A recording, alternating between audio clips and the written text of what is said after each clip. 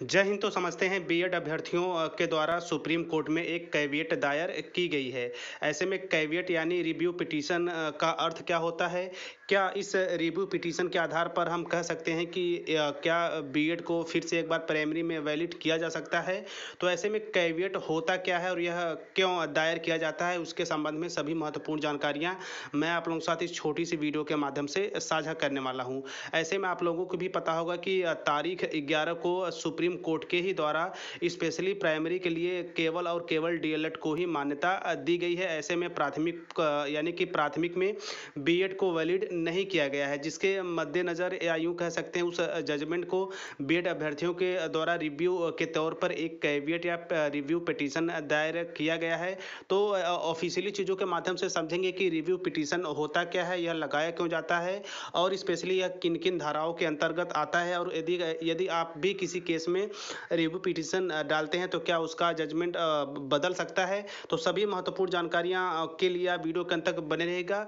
इसके साथ साथ सबसे महत्वपूर्ण कि प्राथमिक में किसकी बादशाहत या किसका राज बरकरार रहेगा वो भी हम समझेंगे। तो चलिए, तो सबसे पहले यहाँ पे आप ऑफिशियली केस स्टेटस देख रहे होंगे जो सुप्रीम कोर्ट में रिव्यू पिटीशन के तौर पर डाला गया है। तो ऐसे में Devesh Sharma versus union of India, यहाँ पे आप डायरी नंबर के अंतर्गत देख सकते हैं 381315/2023, और यह जो केवियट है वो फाइल की गई थी 16/9/2023 को 10:36 पर।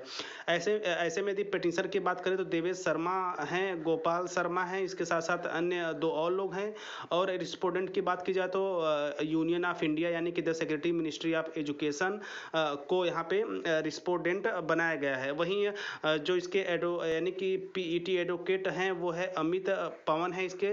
बाकी यहाँ पे आप देख सकते हैं 16/9/2023 को इसकी फिलिंग डेट के साथ साथ जल्द ही इसकी केस की सुनवाई में पहली डेट आपको देखने को मिल जाएगी। ऐसे में देखिए यहाँ पे court fees defence mention memo restoration details और कवर्ड के अंतर्गत सभी चीज़ें मेंशन की गई है। तो इसमें सबसे महत्वपूर्ण हमें यही देखना है कि जो केवियट दायर की गई है उसे केस स्टेटस के साथ साथ केवीएस या रिव्यू पिटिशन होता क्या है।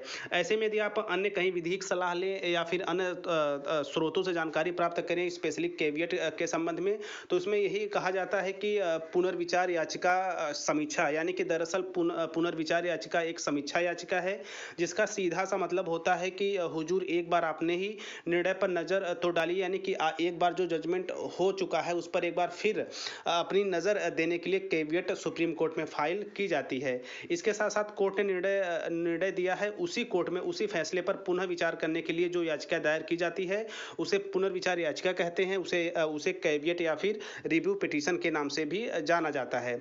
इस याचिका में कोर्ट अपने द्वारा दिए गए फैसले पर फिर से विचार कर सकता है और देखता है कि निर्णय लेने में कहीं कोई गलती तो नहीं हो गई है।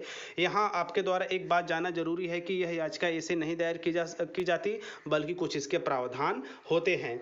और यदि इसके प्रावधानों की बात की जाए तो यह याचिका सिविल और क्रिमिनल दोनों मामलों में दायर की जा सकती है, और याचिका उसी कोर्ट में दायर की जाती है जिस कोर्ट में उस मामले पर निर्णय दिया है। यानी कि बीएड वर्सेस बीटीसी का जो जजमेंट जारी हुआ था सुप्रीम कोर्ट में, तो बीएड अभ्यर्थियों के द्वारा सुप्रीम कोर्ट में ही इस जजमेंट को लेकर कैविएट फाइल की गई है, यानी कि पुनर्विचार याचिका दायर की गई है। यदि बात करेंगे इसके जो दायरे होते हैं, तो संविधान का अनुच्छेद 137 सुप्रीम कोर्ट को अपने किसी भी निर्णय आदेश की समीक्षा करने की शक्ति देता है।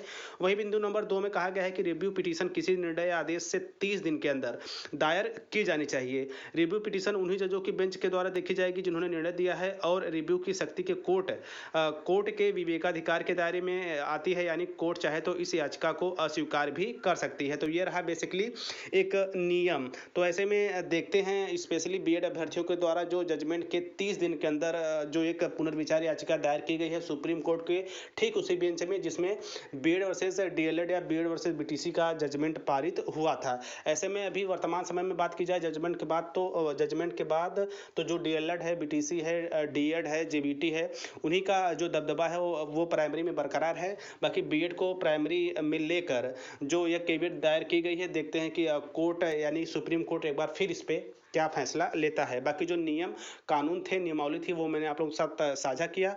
तो ऐसे ही वर्तमान समय में जो शिक्षक भर्तियों से संबंधित नियमावली संशोधन या मुख्य वजह जोड़ी जाती है, उसके प्रत्येक अपडेट के लिए आप टीचर प्लानिंग पॉइंट चैनल के साथ बने रहें, क्योंकि यहाँ बात सिर्फ उन्हीं तथ्यों पे होती है जो नैतिकता के पराकाष्ठा पे बिल्कुल सत्य साबित होती है। ऐसे में आगे चलकर इस महत्वपूर्ण केस के संबंध में जो अन्य जानकारी निकल के आएंगी, मैं लगातार आप लोगों तक इसे पहुंचाने का काम करता रहूंगा। तो मिलते हैं नेक्स्ट वीडियो नेक्स्ट इन्फॉर्मेशन के साथ। तब तक स्वस्थ व्यस्त और मस्त रहिए। जय हिंद, वंदे मातरम।